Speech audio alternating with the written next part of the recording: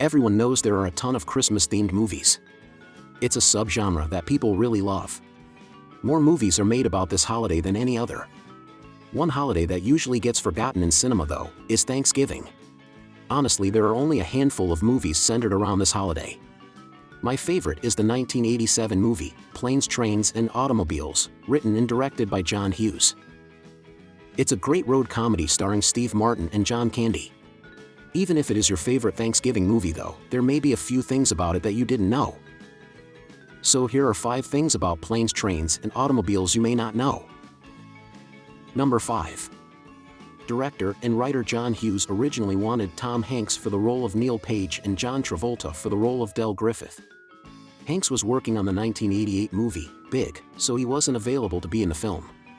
Paramount executives killed the idea of casting Travolta in the movie because at the time he was considered box office poison. Number 4. John Hughes said he was inspired to write the script for the film after an actual flight he was on from New York City to Chicago. The flight was diverted to Wichita, Kansas due to severe snowstorms, and after many more delays and flight diversions, it took him 5 days to get to his destination. Number 3. During the airport scene in Wichita, Kansas, when the airline desk clerk employee, played by Ben Stein, announces that the flight has been canceled, you can see on the board behind him that the destination of the flight is nowhere. Number 2. The fictional name of the railroad that Steve Martin and John Candy's characters ride on is called Contrack. This is a portmanteau of Conrail and Amtrak, 2 well-known American railroad companies. Interestingly, the name Conrail itself was also a portmanteau of the railroad's official legal company name, Consolidated Rail Corporation. Number 1. The marathon car rental scene is almost exactly 1 minute long from the time Steve Martin starts his tirade to the time the attendant ends the scene telling him he is effed.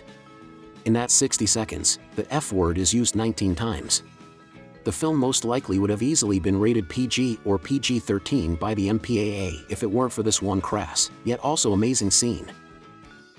Well, that was 5 things about Planes, Trains, and Automobiles you may not know. Are you a fan of this movie?